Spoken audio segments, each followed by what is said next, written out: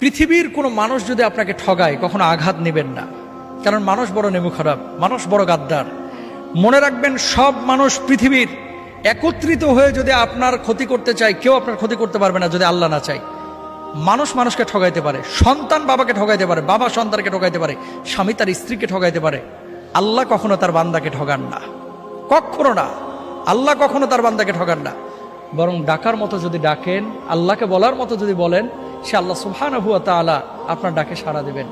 আপনি মনে করছেন যে এত ডাকলাম আল্লাহ তো সাড়া দিচ্ছে না, কে বলছে দেয় নাই? কিছু কিছু সময় এটা আপনি বুঝতেছেন ভুল।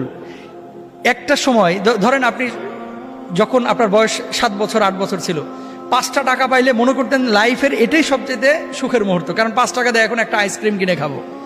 কিন্তু ওই সময় যদি 5 কোটি টাকা আপনারা দেওয়া হতো, 5 কোটি টাকার ভর আপনি সামলাইতে পারতেন না। এই 5 কোটি টাকা আপনি কি করবেন, তাই না? আপনি কখন কোনটা আপনার জন্য প্রয়োজন এবং কোনটা কখন আপনাকে দিলে আপনি এটাকে যথাযথভাবে কাজে লাগাইতে পারবেন, এটা আপনিও জানেন না, আমিও জানি না। জানেন কে?